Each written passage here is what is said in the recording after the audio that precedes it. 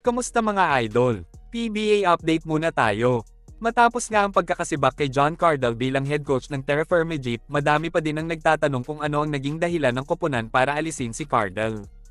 Alam naman ng mga PBA fans na simula nang hawakan ni John Cardle ang Terra Firma mula 2018, sunod-sunod na ang lopsided trade na nangyari sa pagitan ng SMC at ng Terra Firma Jeep mga idol.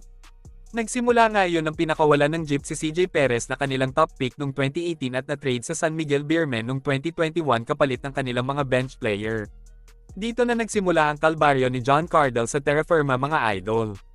At ang pinakahuli nga ay ang pagkakatrade ng kanilang top pick noong 2023 na si Stephen Holt kabilang ang kanilang number 3 pick nitong 2024 na si RJ Abarrientos papunta sa Barangay Ginebra. Wala din naman magawa si Cardle dahil sumusunod lang naman siya sa kagustuhan ng Terra Firma management mga idol. Gustuhin man niyang magpalakas ng lineup pero hindi niya hawak ang kapalaran ng kanyang koponan. Hindi naman naglalabas ng komento ang Terra Firma management kung bakit nila nagagawang ipamigay ang kanilang mga future star players papunta sa SMC teams dahil halata naman ang kanilang motibo dito mga idol. At sa halip nga si John Cardle ang sumasalo lahat ng mga negative comments ng mga PBA fans tungkol sa koponan. Numero 1 na nga dito ay ang pagbansag sa kanila bilang farm team ng SMC. Ito ang masakit na katotohanan sa pamumuno ni John Cardle sa Terra Firma mga idol. Bagamat hindi niya kasalanan ito pero siya ang naging tagasalo ng batikos sa kanyang koponan. Pero dahil nga masyado ng obvious ang transaksyon ng Jeep at ng SMC, minabuti na lang ng Terra Firma management na alisin na si John Cardle bilang head coach. Malaki na ang napakinabangan nila kay Cardle kaya naman kailangan na nilang maghanap muli ng bagong coach na sasang-ayon sa sistema nilang bulok. Sa ngayon nga si team manager Ronald Tubid muna ang pansamantalang hahawak sa koponan habang wala pang nakikitang kapalit ang management.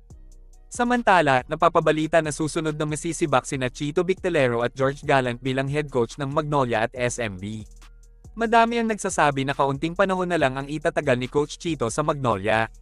Huling nakatikim ng kampyonato si Chito Victalero noong 2016 kung saan tinalo nila ang Alaska Aces. Matapos magkampyon, puro runner-up na lang sa finals ang nakukuha nila sa liga bagamat hindi naman sila nawawala sa PBA playoff mga idol. May mga nagsasabi na hindi na masaya ang mga players ng Magnolia sa pamumuno ni Chito Victalero, kaya naman hindi ganon kaganda ang nilalaro nila sa koponan. Maliban pa dito, hindi din nabibigyan ng SMC management ang Magnolia ng malalakas na player para makipagsabayan sa sister team na San Miguel Beermen at Barangay Ginebra. Ang pinakamalakas na player nga na huli nilang nakuha ay si Calvin Abueva na may attitude problem pa mga idol. Hindi sila katulad ng SMB at Ginebra na binibigyan ng mga dekalibreng manlalaro na nakuha nila sa ibang koponan.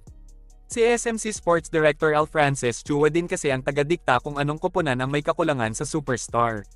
Samantala, nasa panganib na din ng coach ang career ni SMB head coach George Gallant dahil isang talo na lang sa Ginebra mawawala na ulit sila sa PBA Finals.